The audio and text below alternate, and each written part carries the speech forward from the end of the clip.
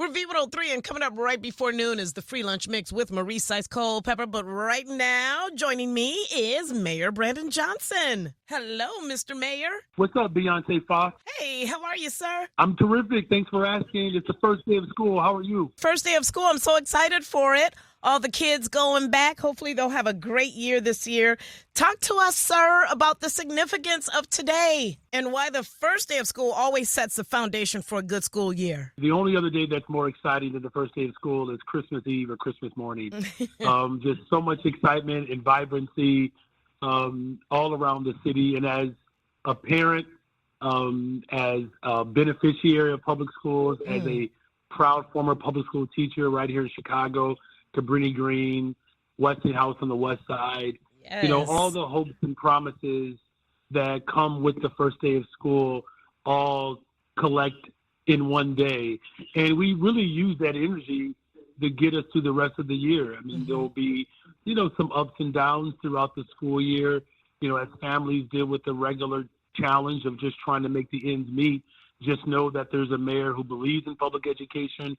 I'm the first mayor to actually send my children to public schools here in Chicago. Wow. And we're working hard to make Chicago more affordable for our families. Now, we know that today will set the foundation for everybody to have a successful year, not only academically, but as you mentioned, socially as well. I'm on social media and I'm seeing all these parents sending off their kids for the first time. And it's just really, really an exciting time. Talk about some of the safety measures that are put in place as far as kids going back to school today. A lot of people didn't even realize, Mayor Johnson, that school started today. They're still thinking it starts after Labor Day. Yeah, right. It's a newer adjustment for Chicago, and, you know, it's worked, you know, to our advantage.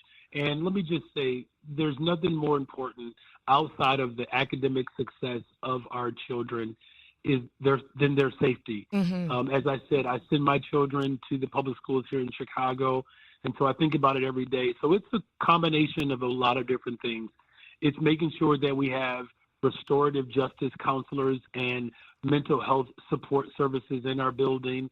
As you know, many of the challenges that we are facing right now are related to just not having, you know, stability within our homes, right? Because many families are struggling to make ends meet.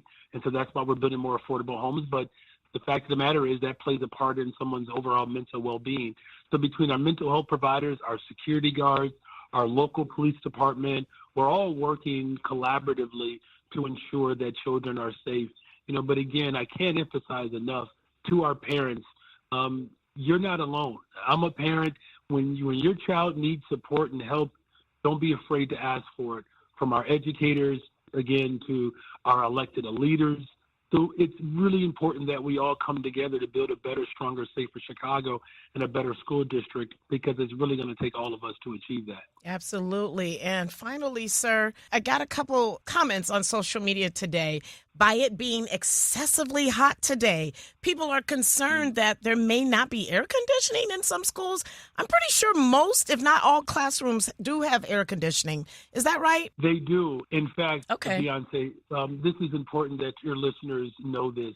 When I was organizing and I was bringing our school communities together back in 2012, that was one of our demands back in 2012, to ensure that every single classroom has an air conditioner, because that wasn't always the case. So I fought for that when I was an organizer, organizing our school communities. So yes, every single school, every classroom has access to an air conditioner, as well as we're coordinating with our libraries, our park district as well, to provide cooling centers and support for the entire city. So again, this is an exciting time for Chicago. As you know, I put forth $1.25 billion of new investment for the West and South Side to have economic community development, for affordable homes, and for our small businesses, the greatest investment that we've had.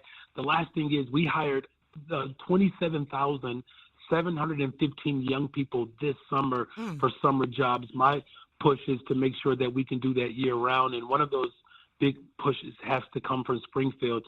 Springfield owes the state of Illinois school districts $3.6 billion for education funding. $1.1 billion is supposed to come to Chicago, $2.5 billion for the rest of the state. I'm going to make sure that the people of Chicago, that we get our fair share from Springfield, because we're going to build and transform our school system so that all of our families have everything that they deserve and need. Yes, sir. Thank you so much. As an educator myself and an advocate for our youth, I totally, wholeheartedly appreciate all of your efforts and your hard work, Mayor Brandon Johnson. We need that in the city of Chicago. So thank you for everything that you put in place. I really, really appreciate that.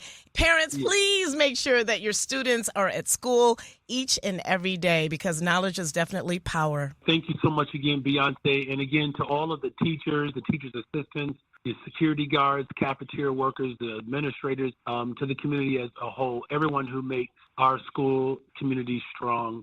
Thank you from the bottom of my heart on behalf of the entire city of Chicago. So thank you, Beyonce. No problem. Thank you, Mayor Brandon Johnson. And hopefully I'll be talking to you real soon about some other great strides that are being made for the city of Chicago. You will. Okay. Look forward to it. Great. Thank you. All right. Bye-bye. Bye-bye.